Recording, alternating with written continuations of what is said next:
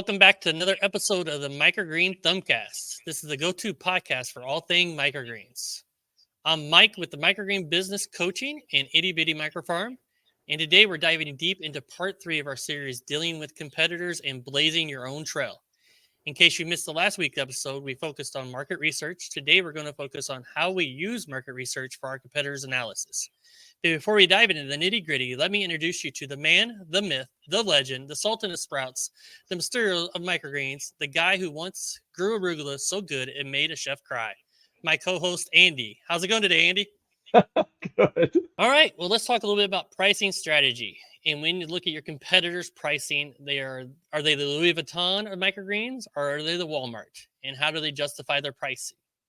Understanding how they price their products help you decide where you want to position yourself. Look for any special offers, discounts, or bundles that they might be using to lure their customers.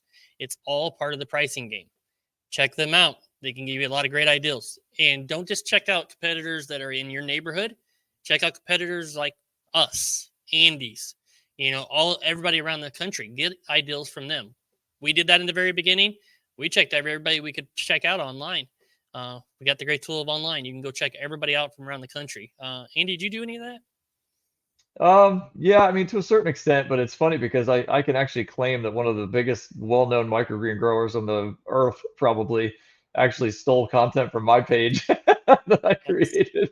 So I don't care that they did. I mean, ultimately, it doesn't really matter, but I thought it was kind of a pretty nice gesture to know that my page was looked at by a true titan in microgreens growing. So, if you can figure it out, then I'd be pretty impressed if you can find their page and find that same page on my page. But I thought that was pretty cool. But I mean, for the most part, yeah.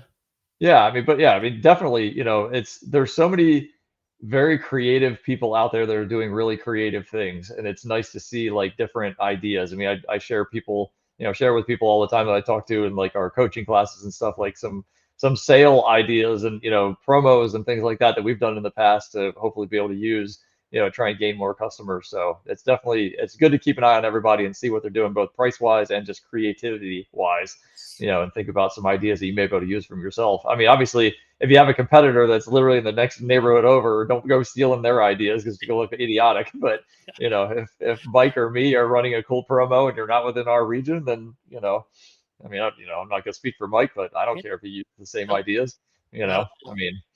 So yeah, feel free. I mean, definitely. And I follow a lot of different microgreen growers for that reason, just to see kind of what they're doing, and because they just have cool ideas that I feel like I can maybe take advantage of. So for sure. Yeah, definitely worth it. Yeah, definitely. I 100% agree with that statement. We didn't really notice any real pricing strategies with our competitors here. They really were just selling what they were selling at that price. They didn't really do any bundles or any specials or anything like that. Most of the stuff that we decided on that was going around and looking around the country online and figuring out what everybody else was doing and what they were offering. Here was the standard. And I think maybe that helped us out because nobody was doing that here. And that was one thing that we did that nobody did. Yep. And we were kind of in the same boat. I mean, to initially figure out our pricing, you're like, all right, let's just kind of get an idea of what the nation is doing as a whole, just to kind of get a rough idea. So we didn't post anything about saying, hey, well, how do you price your microgreens? Because please don't do that. Use the search.